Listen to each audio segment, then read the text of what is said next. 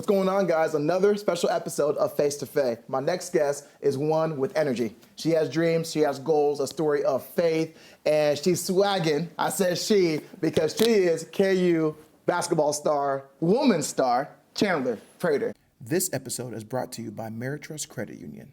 What's going on, girl? Hey, how are you? what's So up? good to How see are you. Faye? Look at you. Looking nice. Look at Looking you. swag. Hey, we trying.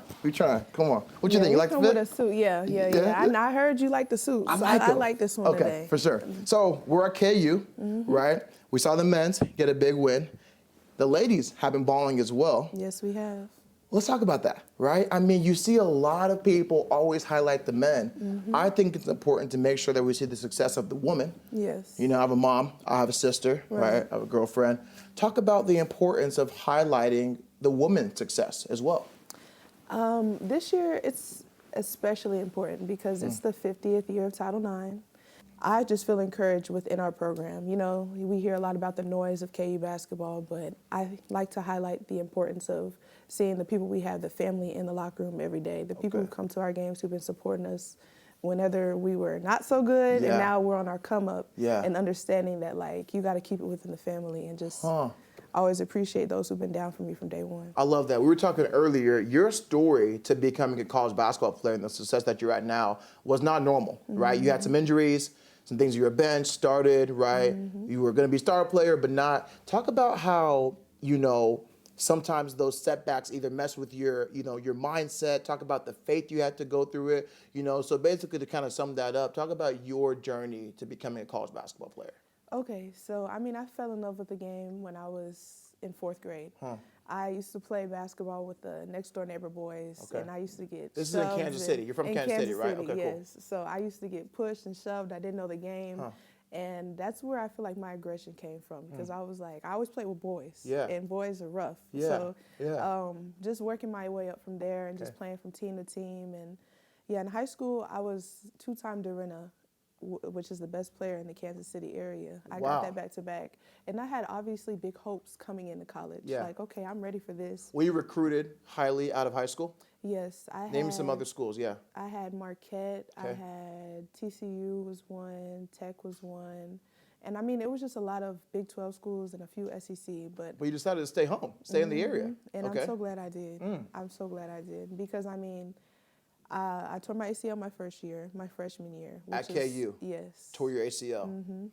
Yeah, it was a heartbreaker. Okay, how'd that feel? Let's talk about that. I mean, I'd never been injured before to like that extent. You know, you have like a rolled ankle or something like that, but that was Isn't that common with women, that injury, ACL? I guess it is. Okay. I had no idea how common it was. Okay. Like, you know, I would see people get one from time to time, but like, you never think it, you know, it's going to happen to you until it does. Yeah, and out for 6 to 8 months probably, right? A whole season essentially. Yeah, so I had gotten hurt 2 weeks before the first game.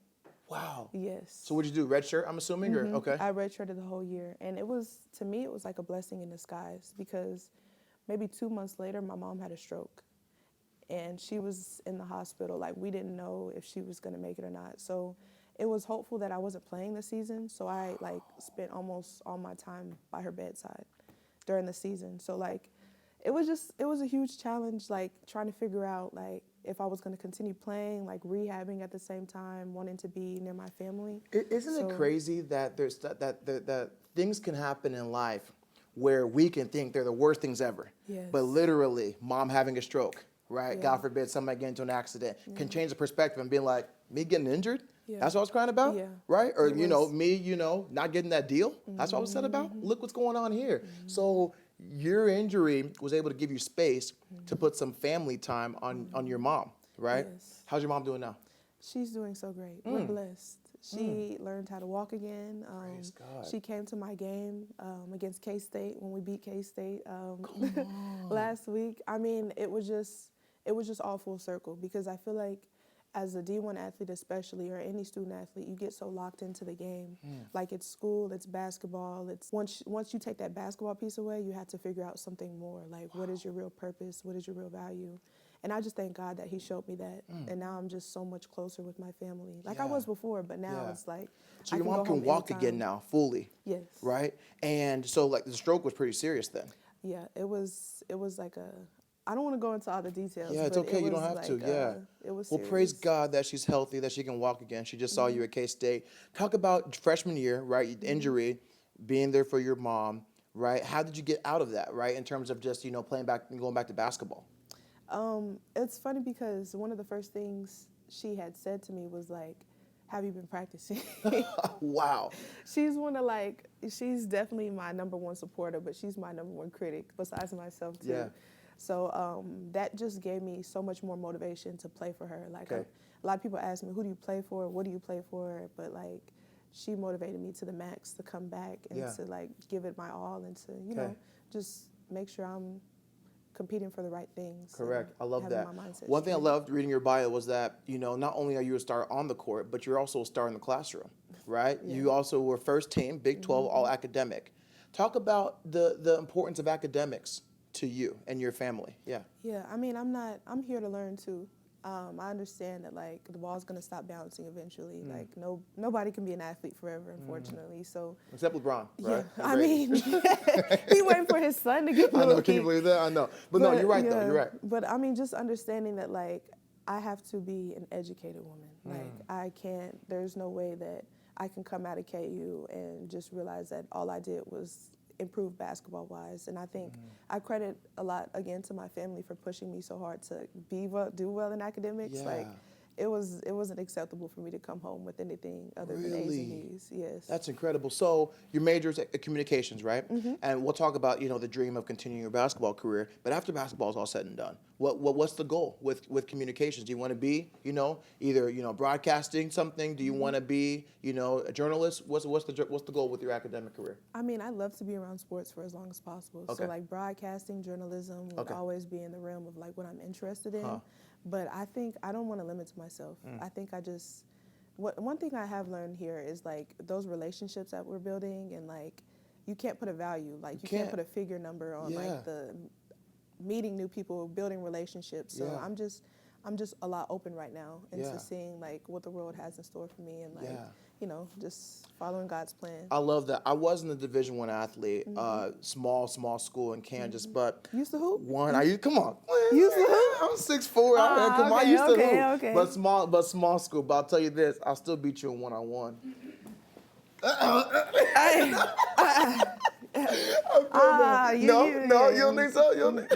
Hey, we'll hoop after this, right? We'll get it. But I love that networking piece, right? I knew that I wasn't going to go to the NBA or overseas, right? So I made it very important to network. I think a lot of people sometimes think WNBA. They think NBA, and they forego the networking piece, building relationships. For me, I knew that wasn't going to be my goal. So what did I do? I networked, right? And it got me to where I'm at now. You touched on the importance of building relationships. I want to dive a little bit more. Why do you think building relationships at a college level, right, is so important for a college athlete? College athletics is so profitable. Like there's so much money to be made in the realm of college athletics. And you look back and you think of people like Skylar Diggins, Trey Young, Kevin Durant.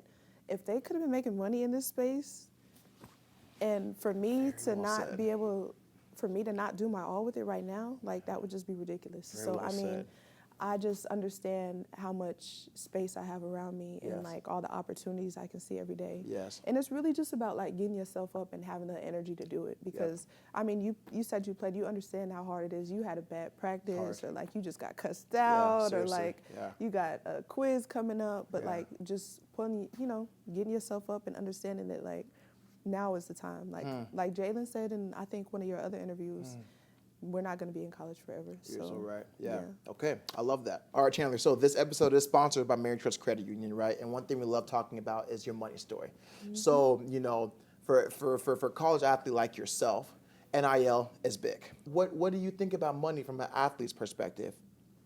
I've always been a go-getter, basically. Okay. Like I worked throughout high school. I had 3 jobs total in high school. Even while being a top Yes. High school basketball player, you were Yes. still working. Yes. Like So what? Like my what funny type of jobs? story- Were you at Foot Locker? Where you at? I worked at Hy-Vee. That was my Hy-Vee, first job. okay. And I actually had an all-star camp here when I was getting recruited.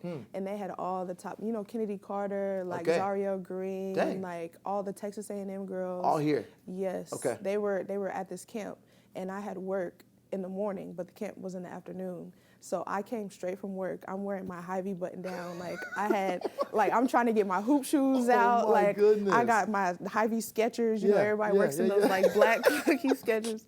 And the coach is like, all right, we're about to play one-on-one Queen of the Court.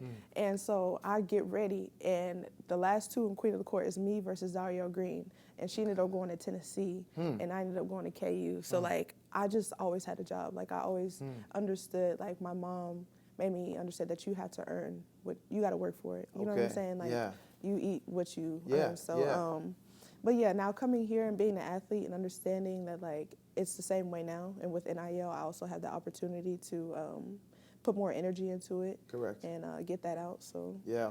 definitely. Well, let's get a little deep here, right? Because we're talking, NIL, right, for athletes, but we do know there's a difference, right, between pay for maybe a male successful athlete versus successful woman athlete. Could we agree? Yes. Okay, cool. For sure. How do you feel about that difference? I think it wasn't Diana Taurasi. I think it was Kelsey Plum, right, that said, we're not asking for the same amount as money as the NBA players are getting.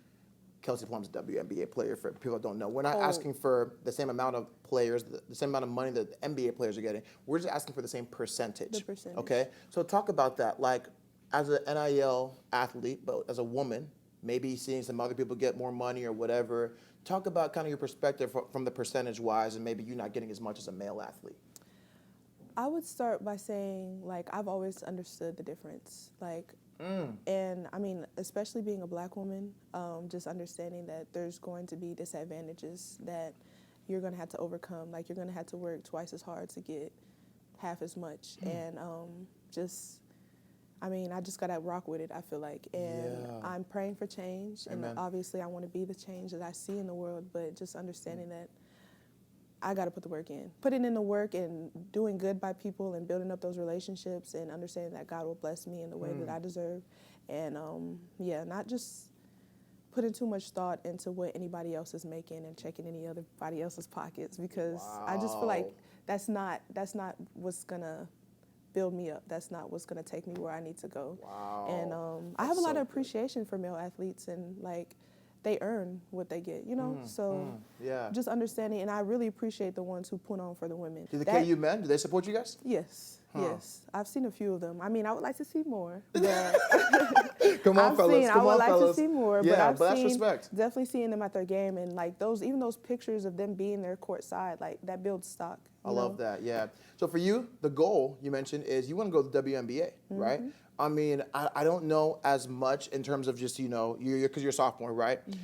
Is there rules that you have to stay a certain amount of years, and how does that work? Can you declare for the draft now? I know it's different, right? Yeah. So talk about that. So, for example, Jackie Young was at Notre Dame, and she was a junior. She left to go play for the Las Vegas Aces. She was the #1 pick overall, and she left early. I mean, it's not common, I don't think, in college women's basketball for women to leave early. I mean, I feel like a lot of us are putting our degrees first and understanding that like the ball kind of stops rolling maybe a little bit earlier than a lot so of you have 2 years athletes. left, Yes. and then you'll declare, and then you'll go to the draft. I'll do I'll do what I'm ready to do. I'm working towards that, and I feel like I definitely have the opportunity, but overseas is certainly an option too. Okay, yeah. Half of my team is made up of international players. We have Croatia, Denmark, Sweden. You just mentioned Nigeria, Greece, too, yes, right? Yeah. Nigeria. She's actually from Lawrence, but she is Nigerian. But she's Nigerian, yeah. okay, got you. But just understanding, like, they've helped me open up my worldview and understanding, like, there's so much money to be made globally. Yeah, so. not even nationally, globally. Okay, I love that. So, wrap it up here. You mentioned that, faith has driven you through your whole life, career, parents, everything like that. Let's wrap that up with faith, right? Why do you, use faith, for work, for academics, right? For school? What about that faith aspect is important to you? Just understanding that, like, everything that I have, he gave me. And I think that it's easy to get lost up lost in your faith coming to college, especially if you're from out of state, like finding a church home to go to or like playing games on Sundays and like understanding like how can I connect? How can I build up my spirituality? Because at the end of the day, it's up to me. Like just as much as I get in the gym, like how am I connecting to God in that same way? And just the more I've done it, I've seen like just positivity come my way and like just a peace of mind. You understand? Yeah, I do. So yeah. like, wow, yeah. that's important. Well, I'll tell you this. I just, I like to, always finish the episode just with, a word of encouragement and blessings. And when I see you, I see a light, right? From when you walked in, it's glowing, it's energy. You talked about the importance of having a money story, talked about faith. So I want to say blessings to you, your family, your career, whether it's WNBA or whether it's, ESPN broadcasting, whatever it is, you're going to be successful. You have a light on you, really. Thank you so much for everything. Everybody, this is Face to Faith, the one and only Chandler Prater in the house, and stay tuned. Let's go.